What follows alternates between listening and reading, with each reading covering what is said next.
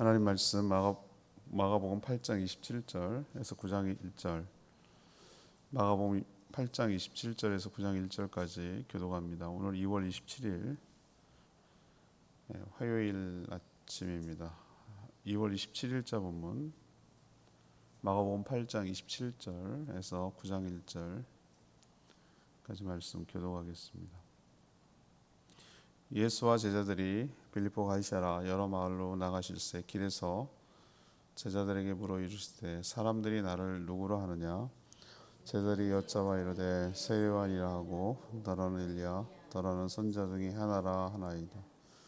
또 물으시되 너희는 나를 누구로 하느냐? 베드로가 대답하여 이르되 주는 그리스도 시인이다 하매 이에 자기의 일을 아무에게도 하지 말라 경고하시고 인자가 많은 고난을 받고 장로들과 대제사장들과 서기관들에게 버림받아 죽임을 당하고 사흘 만에 살아나야 할 것을 비로소 그들에게 가르치시되 드러내놓고 이 말씀을 하시니 베드로가 예수를 붙잡고 항변하매 예수께서 돌이키사 제자들을 보시며 베드로를 꾸짖어 이르시되 사탄아 내 뒤로 물러가라. 내가 하나님의 일을 생각하지 아니하고 도리어 사람의 일을 생각하는도다 하시고 우리와 제자들을 불러 이르시되 누구든지 나를 따라오려거든 자기를 부인하고 자기 십자가를 지고 나를 따를 것이니라. 누구든지 자기 목숨을 구원하고자 하면 잃을 것이요 누구든지 나와 복음을 위하여 자기 목숨을 잃으면 구원하리라. 사람이 만일 온 천하를 얻고도 자기 목숨을 잃으면 무엇이 유익하리요? 사람이 무엇을 주고 자기 목숨과 바꾸겠느냐? 누구든지 이 음란하고 죄 많은 세대에서 나와 내 말을 부끄러워하면 인자도 아버지의 영광으로 거룩한 천사들과 함께 올 때에 그 사람을 부끄러워하리라. 또 그들에게 이르시되 내가 진실로 너희에게 이르노니 여기 서 있는 사람 중에는 죽기 전에 하나님 나라가 권능으로 임하는 것을 볼 자들도 있느니라 하시니라. 아멘.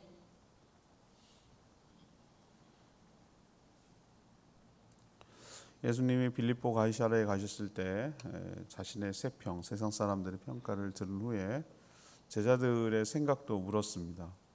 베드로는 저는 그리스도시라고 대답했습니다.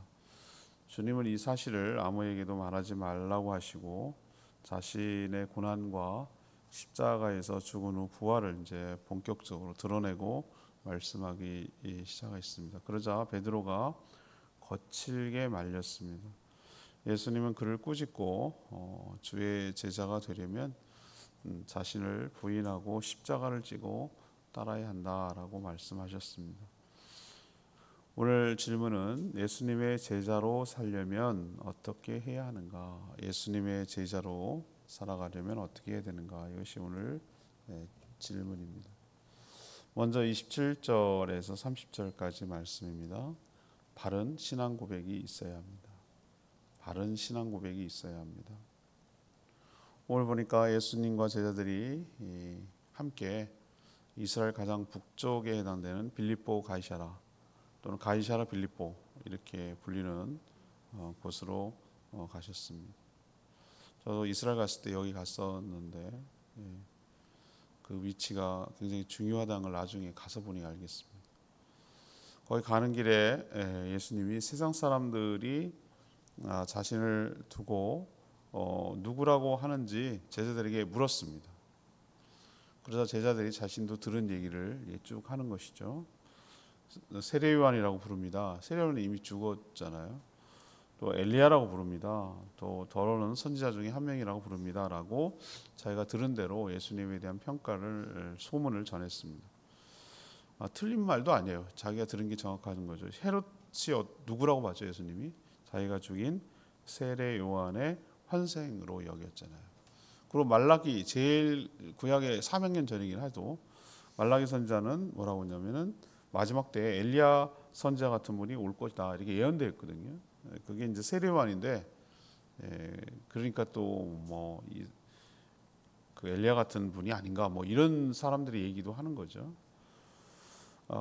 그건 이제 세상 사람들의 얘기고 예수님이 진짜 궁금했던 거는 제자들의 생각이었어요. 너희들은 나를 누구로 아느냐?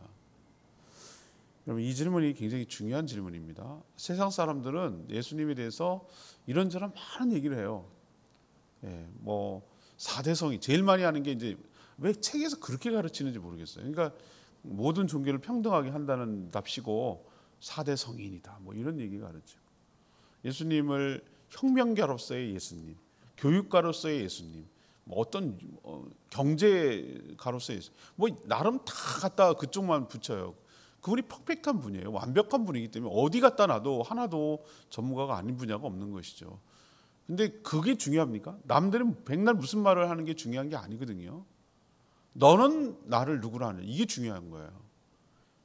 우리 보고 묻는 거예요. 너희는 나를 누구라고 하느냐, 이게 중요하잖아요. 그러자 베드로의 생각이기도 하고, 이 뒤에 정황을 보면 베드로만 그런 게 아니라 제자들도 그런 생각을 이제 한 것 같아요. 그래서 주는 그리스도십니다.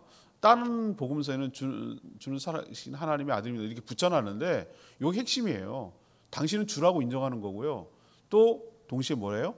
메시아, 그리스도, 우리를 구원할 자입니다. 아주 간결한 거예요. 간결한. 당신이 주인이며 우리의 그리스도입니다. 이 고백이거든요. 분명한 신앙 고백이에요. 이게 예수님이 주님이며 하나님 보낸 메시아란 그런 뜻인데, 예수님이 뭐 했습니까? 칭찬하셨어요. 다른 데는 이렇게. 근데 그 뒤에 말이 중요해. 그렇게 말한 게 네가 아니라 누구죠? 하나님께서 그렇게 말할 수 있도록 은혜를 주셨다는 거죠. 예수님이 왜 여기서 제자들에게 물으셨을까요? 왜 여기냐고요? 왜 가이사라 빌립보냐고. 이 말에서 알 수 있죠. 카이샤르, 케사르. 가이사라라는 것은 우리나라 번역하는 과정에서 나온 얘기고요. 케사르, 로마 황제를 말하는 거예요. 지네 아버지 이름 따가지고 필립이라고 했거든요. 가이사라 빌립보. 그래서 여기는 로마 황제의 숭배, 그러니까 계획 도시죠. 로마 황제를 숭배하는 그런 도시라고 할 수가 있고요.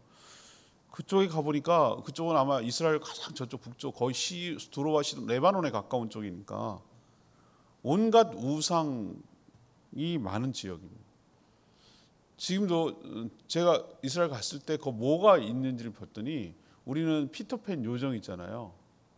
피터팬 다 잊어버리셨죠. 뭐 몰라도 돼요. 피터팬, 이 꼬마 요정 같은 거 있잖아요. 목축신, 내 요정이거든요. 귀신이죠. 요정이라고 말하는 거. 거기에 그 목축신을 이렇게 바위에다가 새겨놓은, 그 물가의 바위에다 이렇게 그 절벽에다가 이렇게 목축신을 새겨놨더라고요. 그게 뭐냐고 그랬더니 목축신이라는 거예요. 거기 사람들이 섬기던. 그게 언제적 얘기인데 아직도 있냐고. 돌에 새겼으니까 있는 거죠. 그 정도로 뭐예요? 온갖 우상이 많은 곳이라고 할 수가 있죠. 저는 그거 보면서 제주도 같았고, 온갖 우상이 아주 그냥 성행하는 곳이 여기거든요. 18,000신이니까 깜짝 놀래. 일본보다 더하다고 그래서 맞다고, 일본보다 더하다고. 온갖 걷다가 다 신을 붙인다고.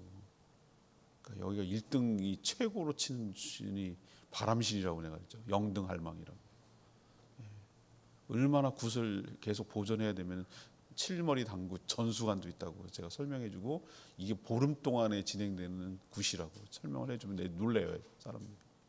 무형문화재가 돼서 돈을 받고 한다고 뭐 이렇게 얘기해주면은 입이 딱 벌어지고, 산천 나가서 얘기해주고 지금도 현재 진행형이라고 얘기하면은 많이 놀랍니다.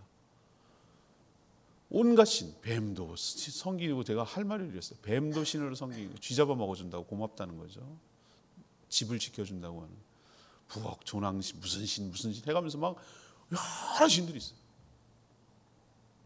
이런 곳에서 신앙 고백을 하는 게 얼마나 귀하겠어요. 그런 곳에서 신앙 고백하는 게 의미가 있다고요. 온갖 우상이 막 만연하고 주변에 보이고, 황제의 동상이 서 있어서 절하게 만들고, 그런 곳에서 신앙생활하는 게 대단한 거예요. 저는 딴 데보다도 제주에서 신앙생활하는 게 난 진짜라고 생각합니다. 진짜 예수 믿기 어렵거든요. 제사를 강요하고 겐당 문화가 있고, 이 어려운 가운데서 예수를 믿는다? 이건 난 진짜 믿는 거거든요. 우리 믿음의 선조들, 제주 출신 이도종 목사님 아버지 이덕년 장로님이 얼마나 두들겨 맞았는지, 집안 어른들한테 예수 믿는다고 멍석말이 있어요. 멍석 두드려 팼어요. 그래도 예수 믿겠냐고 물어서 경애도 예수 믿으구다. 멍석말이 풀려나서 하는 소리예요. 그래도 예수 믿겠다는 거잖아요. 포기했어요. 그런 신앙 밑에서 이도종 목사님 같은 순교자가 나온 거예요. 그러니까 여긴 진짜라고요. 여긴 예수 믿기만 하면 진짜로 믿는 거라고요. 어설프게 믿을 수가 없어. 자기가 손해보는 게 너무 많은데. 여기서 묻는 이유를 이제 아시겠습니까? 가이사랴 빌립보에서 예수님 의도적으로 나 물었다고 생각하는 거예요. 그리고 그 신앙 고백이 귀한 거예요. 이렇게 많은 다른 것을 섬길 곳이 많고 또 압박하고 강요하고 유혹하고 뭐 여러 가지 만연한 곳, 이곳 가이사랴 빌립보에서 이 제자들이 이런 신앙 고백을 한다는 거, 이거는 정말 귀하고 값진 것이죠. 세상 사람들의 생각은 중요하지 않아요. 예수님 거기에 관심 두지 않아요. 거기가 중요한 게 아니고 정말 예수를 믿어야 될 사람의 성도들이 예수님을 누구라고 생각하는지, 또 무엇이라고 고백하는지, 이것이 매우 중요해요. 뒤에도 얘기하겠지만 이 신앙 고백 위에 그리스도의 교회가 세워지는 것이에요. 우리도 예수 그리스도를 주 그리고 그리스도라고 분명하게 고백하는, 그리고 그 신앙 위에서 모든 것을 행하는 저와 여러분 되기를 소망합니다. 이게 안 믿어지고 고백이 안 되면 세례를 줄 수도 없고 신앙생활을 할 수도 없습니다. 생각해 보세요. 예수님이 나의 주인입니다라고 고백하고 그렇게 살지 않는 사람이 과연 성도이겠습니까? 예수님이 나를 구원해 주신 그리스도고, 나를 해방시켜 주시고, 나를 천국으로 인도하시고, 나를 부활시키시고, 나를 다스리시고 그리스도라고 믿지 않는 사람이 어떻게 신앙생활을 하겠어요? 이게 가장 기본인데. 그렇죠? 요것은 분명하게 믿고 고백해야 되는, 믿을 뿐만 아니라 분명하게 내가 어디서든 숨겨서 예수 믿는 사람들, 그건 가짜예요. 그거는 자기가 불리가 안 당하겠다는 거잖아요. 우리같이 종교 자유가 있는 나라인데도 숨기는 사람 되게 많습니다. 기도도 안 하고 밥 먹어. 숨기려고. 식사 기도도 안 한다고.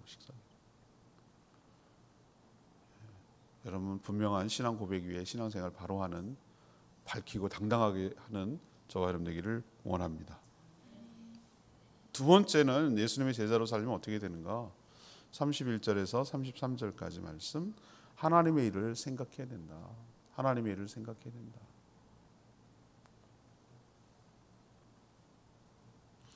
예수님은 베드로의 신앙 고백을 듣고 흡족하게 하셨어요. 잘했다고 흡족해 하셨어요. 아, 이제 됐나 보다 이렇게 생각을 하신 거죠. 이제 때가 됐나 보다. 그동안 이제 얘기를 안 했는데. 그러면서 이제 드러내고 이렇게 하셨어요. 32절 보세요. 드러내고 제자들에게는 본격적으로 자신의 구속사역에 대해서 설명하시잖아요. 그래서 자신이 이 땅에 오셔야만 했던 십자가의 고난과 죽음, 부활에 대해서 말씀하기 시작했어요. 이런 말을 해도 이제 제자들은 충분히 이해할 거라고 그렇게 생각을 한 거죠. 하지만 전혀 아니었어요. 전혀 이해를 못하고 있어요. 베드로는 예수님이 누구신지는 정확하게 알았으니 어떤 일을 하셔야 하는지는 이해는 했으나, 누군지는 알았으나 그래서 어떤 일을 해야 하는지에 대해서는 전혀 이해하지 못했어요. 부활을 이야기하는데도 부활을 전체 다 봐야 되잖아요. 부활을 이야기해야 되는데 뭐만 보는 거예요? 고난, 죽음, 요것만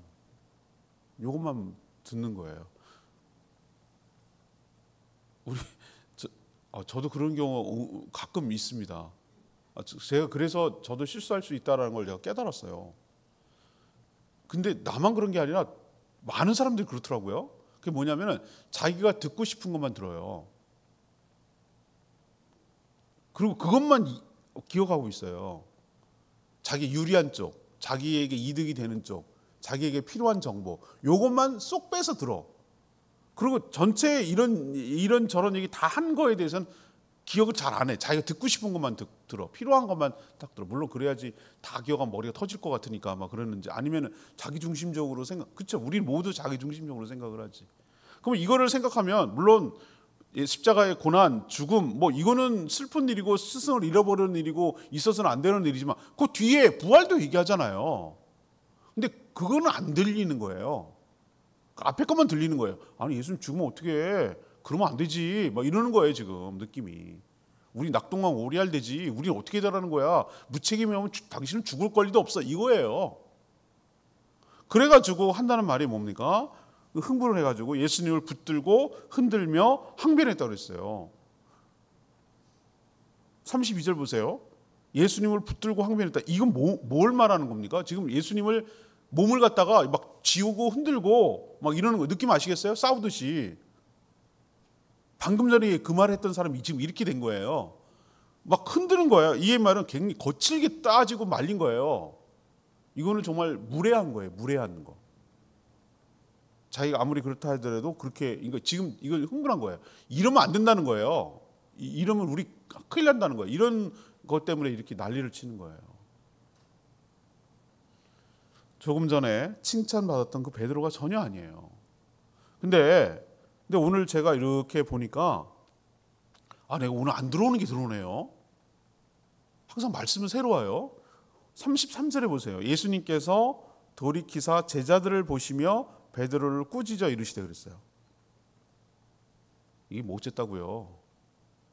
난 하나도 무슨 뜻인지 모르겠구만. 이런 생각이 드는데, 자, 이런 말을 했던 누구를 책망해야 돼요? 누구를 쳐다보고 책망해야 돼요?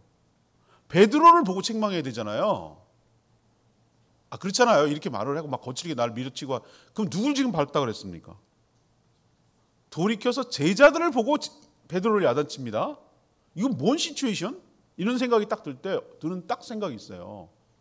베드로만 그런 게 아니고 나머지도 그런 생각을 하고 있고, 그렇죠? 너희들도 그런 생각하는 거에 대해서 야단치는 거예요. 베드로만 대표로 하는 것뿐이고 다른 제자들을 둘러보시고 너희들도 그런 생각하면 혼날 줄 알아. 이런 얘기예요. 그렇게 저는 받아들여요. 그러니까 이건 베드로만의 생각이 아니라 다 베드로는 대표적으로 고백하고 흔들어대고 막 항변했지만 베드로 개인의 문제가 아니라 나머지 제자들도 다 똑같은 생각을 하고 있었고 같은 마음을 먹고 있었다는 얘기예요. 그러니까 지금 제자들을 향해서 야단치는 거죠. 전 그렇게 해석했어요. 그게 느껴집니까? 말해서? 안 느껴져도 할 수 없어요. 전 그걸 이제 보고 싶었던 거죠. 근데 뭐라고 야단치시냐면은 꾸짖었다고 그랬어요. 갑자기 사탄아 물러가라. 와. 아니 졸지에 베드로가 사탄 됐어요. 네? 사탕이 아니고 사탄아 물러가라 그러면서 막 그냥 야단을 치시는 거예요. 지금 베드로가 아니라 사탄이 그에게 들어가 예수님이 오신 목적을 뭐 하기 때문에? 방해하고 있기 때문에. 이렇게 우리는 똑같은 사람인데도 하나님의 입술로 고백했던 사람이 사단의 도구가 돼가지고 이렇게 쓰임 받을 수도 있다니까요. 뭐가 씌었지, 그죠? 우리가 주의 뜻을 이해하지 못하고 온전하게 신뢰하지 못하고 하나님의 뜻을 이해하지 못하면 우리도 이런 짓을 할 수 있다고요. 아니 어떻게 저 사람이 저럴 수가 있어? 난 그럴 수 있다고 봐요. 아니 방금 전인데 그럴 수 있다고 봐요. 사람은 그래요. 그렇게 연약해요. 어떨 때 우리 보면은 저 사람이 그 전에 정말로 그렇게 신앙생활 잘했던 사람인가? 어떨 때는 믿겨지지 않을 정도로 돌변하는 경우가 있어요. 저 그런 거 보고 깜짝깜짝 놀랄 때가 있습니다. 저 사람이 옛날에 내가 알고 있던 그 사람이 맞나? 라고 싶을 정도로 완전 딴 사람이 돼 있어요. 왜 그럴까? 완전히 사단에게 자기를 내어주는 거예요. 자기 생각에 확 사로잡혀가지고 자기 이해가 침해되고 자기 이득이 침해되고 자기가 뭔가 손해날 것 같고 그러면 그냥 딱 돌변하는 거예요. 그러니까 예수를 믿어도 자기 이득 때문에 믿었던 거예요. 베드로는 사람을 구원하려는 하나님의 일이 아니라 예수를 통한 자기의 성공, 야망을 실현하는 사람의 일만 생각하고 있었던 거거든요. 예수님 책망하는 내용을 잘 보세요. 뒤로 물러가라. 네가 날 방해한다 이거죠. 사탄 뒤로 뭘 내용을 야단을 치세요. 네가 하나님의 일을 생각하지 않고 도리어 사람의 일을 생각하는 거다. 이게 책망의 내용이에요. 그럼 하나님의 일은 뭘까? 하나님이 뭐죠? 모든 사람을 구원하기 위한 예수 그리스도의 대속의 죽음, 그리고 그것을 증거하기 위한 부활, 승천, 재림, 심판, 이거잖아요. 하나님의 일은 이거란 말이에요. 요거를 생각하지 않고 뭐죠? 사람의 일이란 뭡니까? 예수 그리스도를 통해서 성공, 입신양명, 이런 거. 부귀영화, 권력을 얻고 돈을 얻고 지위를 얻고 명예를 얻고 이렇게 하는 게 사람의 일이에요. 주님의 제자는 사람의 일이 아니라 하나님의 일을 생각해야 될 줄로 믿습니다. 이게 주님의 진짜 제자라고요. 하나님의 일은 뭡니까? 모든 사람을 구원하는 하나님의 계획이 이 땅에 실현되는 거잖아요. 하나님의 나라가 이 땅에 임하도록 하는 것. 그리고 그의 저스티스, 의로움이 이 땅에 임하도록 하는 것. 이게 바로 하나님의 일이잖아요. 맞죠? 예, 주의 제자는 이걸 신경을 써야 된다는 거예요. 몸된 교회를 세워가고 모든 영혼들, 죽어가는 영혼들을 구원하는 일에 힘쓰는 것. 이게 하나님의 일이에요. 그러면 사람의 일은 뭐냐?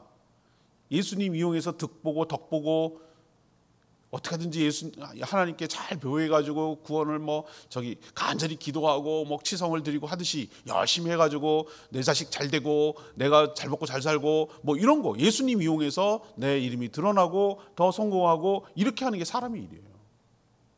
근데 그게 같은 사람일 수 있다고요. 베드로 보면 알겠어요. 그래서 주님의 진짜 제자는 뭐냐? 사람의 일이 아닌 하나님의 일을 생각하면서 살아가는 것이 진정한 제자인 줄로 믿습니다.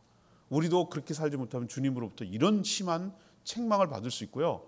우리도 베드로는 진짜 너무한 거 아니야? 너무 나간 거 아니야? 이렇게 생각하는데 저는 베드로가 조금은 이해가 돼요. 자기가 뭔가 중요한 거 걸려 있단 말이에요. 죽으면 안 된다는 거예요. 그러니까 자기 스승이자 주님이라고 고백했던 그 예수님을 잡고 흔든 거예요. 붙잡고 이렇게 흔들어댄 거예요. 사람 싸울 때처럼 멱살 잡기 하는 거예요. 멱살 잡기 쉽게 말하면. 우리도 얼마든지 그럴 수 있는 존재라는 거. 예수님 그렇게 흔들어대면서 내 뜻 안 들어준다 이렇게 거칠게 아주 무례하게 불경스럽게 할 수도 있는 사람이라는 걸 늘 생각하시고 사람의 일이 아닌 하나님의 일을 생각하며 살아가는 저희들 되기를 원합니다. 마지막 세 번째는 뭐냐? 34절에서 9장 1절까지인데 진정한 제자는 자기를 부인하고 주님을 따라야 된다는 거예요. 자기를 부인하고 따라야 한다.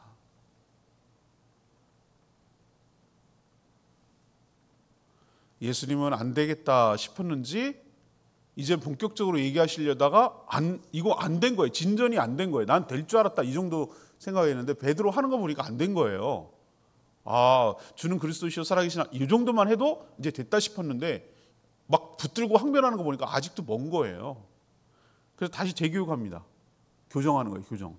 어디를 알 수 있냐면은 34절 보세요. 무리와 제자들을 불러 이르시되. 이 얘기는 뭐죠? 안 되겠다 싶어서 다시 교정하고 재교육시키고 있는 장면이에요. 느낌 아시겠죠? 성경을 여러분 그냥 주마 한 사람처럼 이렇게 읽지 마시고 이렇게 하지 마시고 저는 한 글자 한 글자 뚫어쳐가면서 보면서 이게 어떤 의미가 있는 거지? 요거 뉘앙스가 뭐지? 요 상황은 어떻지? 예수님이 왜 이런 상황에서 말씀하실지 아주 그냥 샅샅이 아주 그냥 이렇게 이잡듯이 깨골라내듯이 이렇게 하면은 그 가운데 안 발견되는 게 있어요. 그 재미에 너무 재밌어요. 성경 이게 묵상하고 찾고 생각해보고 이렇게 하는 게 여러분 재밌어요. 나 혼자 재밌으면 되나? 하여튼 재밌어요. 이 성경에서 갖는 그 묘한 그 맛이 있어요. 이렇게 하나하나 할 때만 그 보세요. 여러분 몰랐던 거 오늘 알았잖아요. 그죠? 재밌잖아요. 베드로 보고 야단친 게 아니라 이 제자들 보고 야단치셨네. 다시 불렀네. 안 되겠다 싶었나 보다. 이런 게 느껴지지 않아요? 재밌잖아요. 아무튼. 그래서 다시 불러가지고 예수님의 제자로 산다는 게 뭔지 분명하게 가르칠 필요가 있어서 부르는 거죠. 그래서 하시는 말씀이 중요한 말씀이 뒤에 말씀이 굉장히 중요한 말씀인데 예수님을 따르는 제자로 산다는 것은 우선 자신을 부인하는 삶을 살아야 되는 거예요. 부인이 뭡니까? 예수님을 이용해서 자신의 부귀영화와 영달을 누리며 살려고 하는 이런 욕망, 그런 욕망, 내 자신 그거를 부인해야 된다는 거예요. 욕망을 버려야 된다는 거죠. 그리고 나서 뭐 해야 됩니까? 자신의 십자가를 지고 주님을 따라야 한다라고 하셨어요. 여러분 십자가가 뭡니까? 십자가를 진다는 게 뭐예요? 내가 뭐 감수해야 될 내 새끼들, 내 남편들 막 이게 십자가예요? 많은 사람들이 그렇게만 생각합니다. 저 왼수, 저 내가 어쩌다가 내가 내 십자가야, 내 십자가 이러면서 그럽니다. 여러분 십자가 그런 게 아니고 십자가는 사형도구잖아요. 사형도구. 예수님 십자가 지고 가셨잖아요. 자기가 죽을 것을 자기가 지고 가는 게 잔인한 거잖아요. 십자가를 지고 간다는 것은 내가 감수해야 하고 감당해야 된다는 뜻이 아니라 죽으러 간다는 거예요. 죽으러. 그런데 그럼 뭐야? 자기 십자가 지고 부인하고 그러면은 바보지. 세상 사람들 그 사람들을 바보 천치라고 하죠. 그게 뭐야? 죽으러 간다는 게. 죽어라 그러면 혼자 이렇게 말할 거예요, 세상 사람들은. 근데 그렇게 사는 사람들에게 하나님 예수님께서 반전하고 역설이 여기서 나오는 거예요. 거기서 그렇게 살아갈 때 하나님께서 책임져 주는 게 있어요. 약속하는 게. 예수님처럼 십자가에서 주를 위해서 죽으면 죽는 것으로 끝나는 게 아니고, 예수님이 죽으면 끝나는 게 아니고, 십자가의 고난과 죽음 다음에 끝나는 게 아니고 그 뒤에 뭐가 있다고요? 부활이 있잖아요. 부활. 이제 부활절 다가오는데 3월 31일 날이 부활절이에요. 제가 제주시 기독교연합회 총무라 갖고 지금 부활절 포스터 만들었고요. 막 지금 오늘도 좀 도청에다가 연락하고 난리를 쳐야 돼요. 도지사님 올 겁니까? 시장님 오셔야 됩니다. 뭐 이러면서 그런 일 하는 거예요. 31일. 부활절 다가온다고. 그 부활이 중요하잖아요. 자꾸 여기서만 끝나는 게 아니라 십자가의 그 뒤에 오는 영광을 생각해야 되잖아요. 그렇잖아요. 그죠? 그렇게 자기 부인을 하고 십자가를 지고 그렇게 하면 끝나면 그게 무슨 의미가 있냐고요. 그 뒤가 있다니까요. 예수님이 약속하는 게 있어요. 십자가에서 주를 위해서 죽으면 구원을 얻지만 반대로 자기 목숨을 위해서 구원을 얻으려고 한다면 이럴 것이다라고 분명히 약속했어요. 분명히 약속했어요. 그리고 하시는 말씀, 목숨을 잃으면 세상 모든 것을 다 가져도 무슨 소용이 있겠냐. 목숨을 얻는 게 중요하지 라고 하셨어요. 이런 삶이 부끄러워서, 자기가 죽고 십자가를 지고 죽으러 가는 삶이 부끄러워서 세상에서 주님을 부인하고 부끄러워한다면 주님도 마지막 심판 때에 너를 부인하고 부끄러워할 거라고 그랬어요. 끝장이에요. 그러면 목숨을 잃는 거예요. 영원한 목숨을 잃는 거예요. 참 무서운 말씀이에요. 베드로는 그런 맥락에서 자신을 부인하는 제자가 아니고 모든 것을 잃어버릴 수 있다고 지금 경고하고 있는 무서운 말씀이에요. 우리도 참 자신을 부인하는 게 얼마나 어려운지 모릅니다. 전 이게 진짜 싸움이에요. 이건 평생 걸리는 싸움이기도 해요. 늘 자신을 부인하는 게 얼마나 어려운지 아십니까? 자신을 좀 더 확인하고 싶고 자신을 좀 더 분명하게 하고 싶고 어떻게 하든지 예수님을 통해서 자기가 부인이 아니라 자기가 그렇게 살려는 자기를 자꾸 내려놓고 그렇게 산다는 게 이게 제일 힘들어. 제가 보니까 제일 힘들어.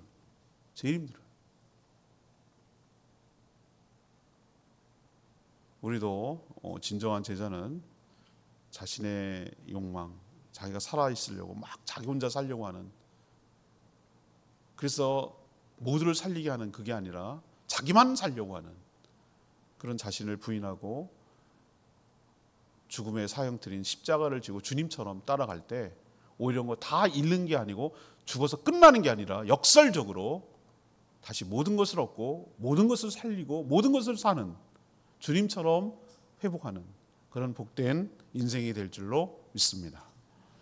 33절 말씀. 사탄아 물러가라.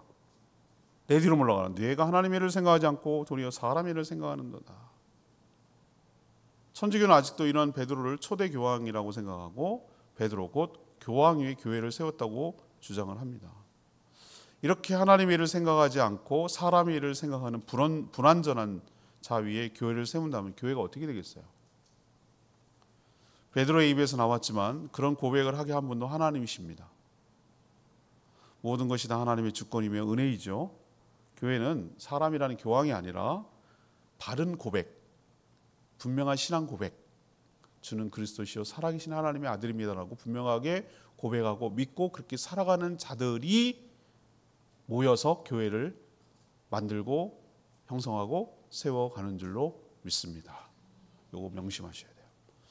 자, 그리스도의 제자는 어떻게 산다고요? 바른 신앙 고백이 있어야 되고 하나님이 사람이 아닌 하나님의 일을 생각해야 되고 세 번째는 자기를 부인하고 주를 따르는 삶을 살아가야 할 줄로 믿습니다.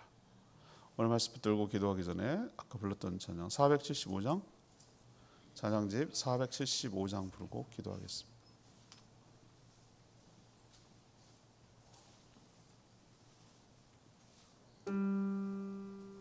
475장 내가 그리스도와 함께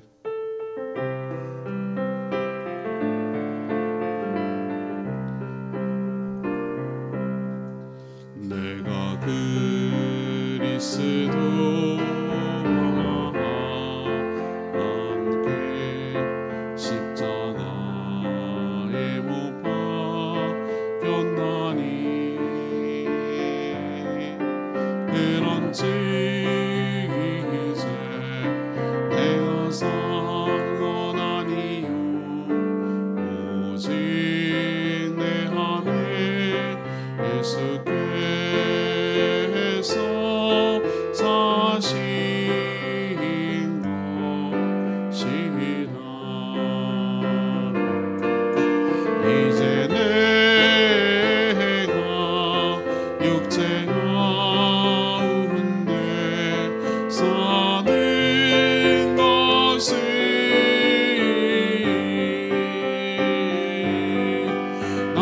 사랑하사 자기 몸 버리시 예수 위에 산 것이라. 오늘 말씀 듣고 여러분 어떤 생각이죠? 주님의 제자로 살아간다는 게 뭔지 오늘 말씀을 통해서 분명히 드러났습니다. 주님 신앙 고백 있게 하시고 사람의 일 아닌 하나님의 일을 생각하게 하시고 자기를 부인하며 주님을 따라가는 저희들 삶이 되게 하여 주셔서 진정한 주님의 제자가 되게 하여 달라고 주여 외치며 기도합니다. 주여 하나님 내가 그리스도와 함께 십자가에 못 박혔나니 그런지 이제 내가 산 것 아니요 오직 내 안에 예수께서 사신 것이라. 이제 내가 육체가 사는 것은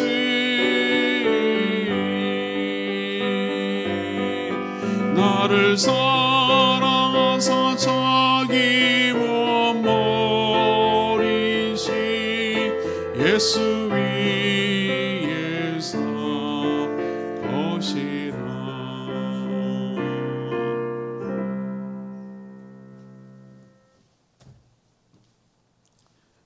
기도하겠습니다. 하나님, 세상 사람들이 하나님과 예수님과 교회를 무엇이라고 하든지 그와 상관없이 저희들은 똑바로 알고 바른 신앙 고백하며 살게 하여 주시옵소서. 그러나 그런 신앙 고백조차도 하나님의 은혜이며 주권인 줄 믿습니다. 저희도 베드로처럼 하나님의 일을 생각하지 않고 사람의 일만 생각해서 오히려 주님을 막아서고 방해하는 어리석음에 빠지지 않게 하여 주시옵소서. 자기를 부인하고 자신의 십자가를 지고 주님을 따르는 진정한 제자가 되게 하여 주시옵소서. 예수님을 이용해 온 천하를 얻으려는 욕망을 부인하고 주님을 따라 진정한 생명을 얻어 영원히 누리며 살아가는 저희들 되게 하여 주시옵소서. 오늘도 간구하는 모든 기도 주님께서 들어응답하여 주시기를 소망하고 주님과 동행하는 복된 하루 되게 하며 또 주의 뜻을 이 땅에 실현하는 데 쓰임받게 하여 주시옵소서. 주님께 모든 것 맡겼고 예수 그리스도의 이름으로 축복하며 기도합니다. 아멘. 오늘 하루도 주님의 은혜 가운데 살아가는 복된 하루 되기를 축복합니다. 충분히 기도하고 하루 시작하겠습니다.